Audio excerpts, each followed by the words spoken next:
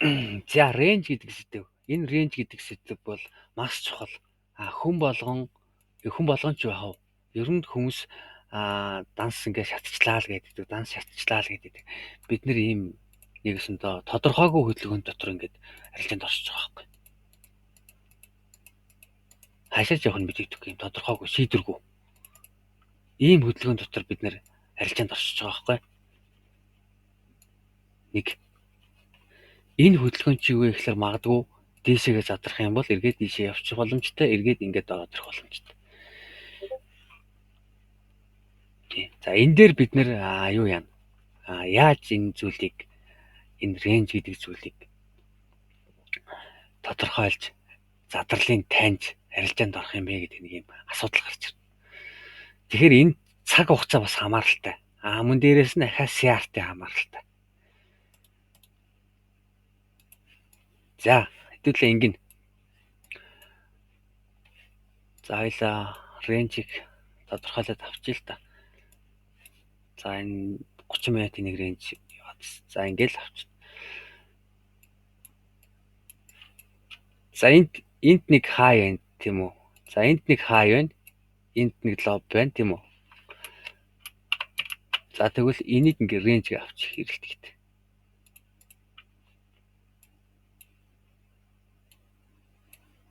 За тэгвэл энд ингээ хүмүүс buy-да sell-дээл энэ дэр ингээ маш их удаа ингээ дансаж таацгаа.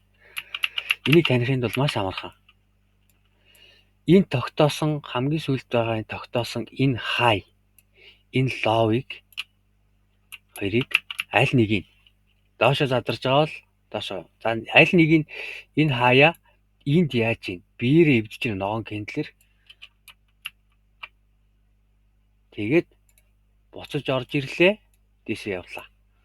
Тэгвэл бидний entry zone юу байх? Энэ нэг fair value gap байж болох юм байна.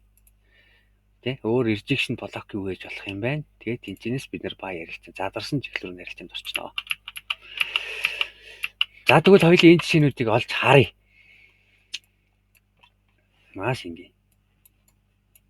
За энэ жишээнүүдийг олж харъя. За хэдүүл цагаа жижигсчүүл range болмол их тохиолдно. За ингээл ингүүр зүүн битүү шүү дээ харж байна. За энэ ингээ хайлаа хоёр ингээ тогтлоо. За ингээд хайлаа хоёр ингээ тэмдэглээ авчлаа тийм үү. За тэнгүүд энд юм анзаарч байна танд. Энэ оройг энд биеэр эвдэж гинөө. Тэгээд улаан кендл орж ирлээ. Pullback нь орж ирлээ ингээд дээш. За тэгжид дахиад range орж ирж байна тийм үү. Энд яаж байна? Энд биеэр эвсөөс энэ хаяг харж байна уу? Энэ өмнө байгаа энд нэг хай. Энд нэг хай байна, энд нэг лоу байна. Энэ дотор яасан бах нь? Гэл range хэлсэн биз дээ. Тэгэд энд задарч байна уу? Тэгвэл дараагийн кендлээс ингээд дээш явж. За өөр одоо жишээ олж харъя. За энд биш дараа. Энд ингээл хүмүүс дансаж таажлах ойлгомжтой. Энд. Тэгвэл энд яаж байна? Бирэвцэн эсрэг кендл орж ирсэн дэшээ.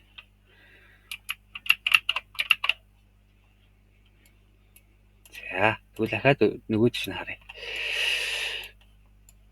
За бүр ингээд харахаар range болгон ингээд өөр ингэсэн задралтай тэгэл одоо энд шүү дээ. За энэ ингээд нэг range хэлэг бодъё сая. Тэгэхэд яаж чинь энд ингээд энэ range high энд range low гэж бодож л тэгэхэд энд яаж чинь дээшээ сэтэллээ босож орж ирлээ pullback. Дээс нь buy. Дахиад орж ирлээ дахиад buy. Тэгэхээр range-ний задрал гэдэг нь яаж явагдаж байна вэ гэхээр ерөөсөө л энгийн байгаа үстэй.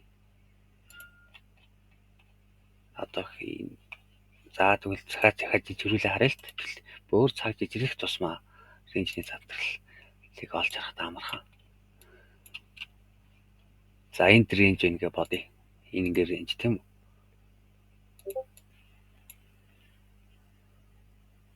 За тэгэнгүүт яаж чинь энд биеэр эвдсэн байна. Биеэр эвдсэн бол стил дээшээ байх нь байна.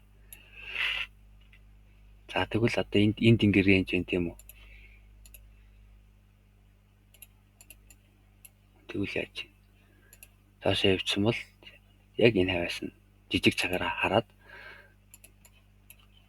за саяны рейнж чаана.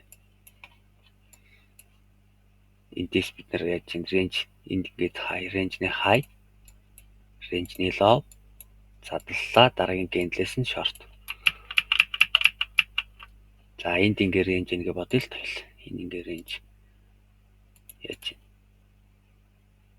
рейнжний биеийг биеэрээ оройгоо хаашилж энэ читлж чинь дараагийн гэндлээс нь бай. Дахиад pullback нь орж ирлээ бай. Энэ хараа яг үндсэндээ нөө рейнжээ энэ рейнжний хэсгээ буруу юм зарчлаа. Рейнжний хэсгээс шууд ингээ хүчтэй ингээ задлаа явуучих юм бол эргээд хүчтэй pullback орж ирээд рейнжнийхээ энэ parallel gap-наас ч юм уу рейнжийн дотор байгаа энэ order block-ноос юм уу те ингээд буцаад явдаг. Явахдаа ер нь л ихэвчлэн CRT үзүүлэл яв. За хэвэл хоёлаа ингээ хойсон сунгаа харъя.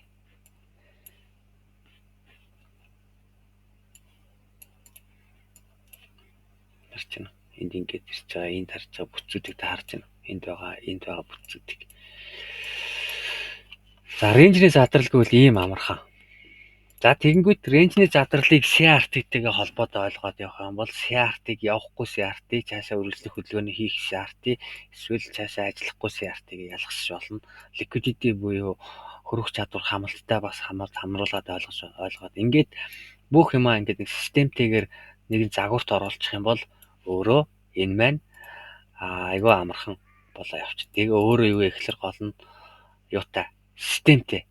Ерөөсөө системтэй ажиллахгүй бол болохгүй.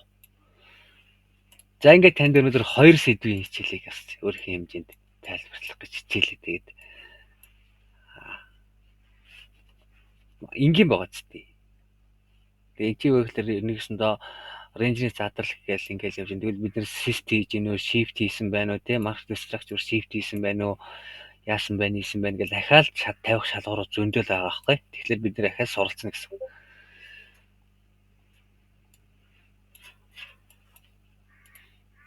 Ингээл рейнж яаж чинь задарлаа pullback орж ирлээ дэшээ. Энэ хэсэг рейнжийг харж байна та. Задарлаа дэшээгээ яаж чинь pullback нь орж ирээд ингээ явцсан. За ингээл одоо ингээл харна. Одоо энэ хэсэгт ингээл рейнж хэлсэн юм шиг харж байна. Тэгэд яаж чинь задарлаа дараагийн гэндлээс нь бид нар баяд дарч болох юм уу? Рейнжийн задралыг ингээ таньчнаа. Энэ айгүй ингийн. Тэгээд энэ дээр юу гэхээр breakaway gap map гэдээ бас юунууд байгаа л да. Тодорхой тавих шалгуурууд. Тэгэхдээ яаж юм эхний юунд л задарлаа. Дараагийн гэндлээс нь баяд дарч. Эсвэл босож ирээд parallel gap шалгангууд нь дээшээ зарчих. Яг энэ зоон дээр дахиад CRT-ийн бүтц үзүүлж байгаа.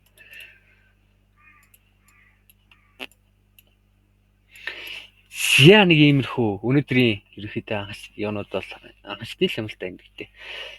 Тайлбарлаад ойлгомжтой байлаа гэж ойлгосон байх гэж бодож байна. Тэгээ асуух зүйлээ бол та шууд асуугаад явчих гэж.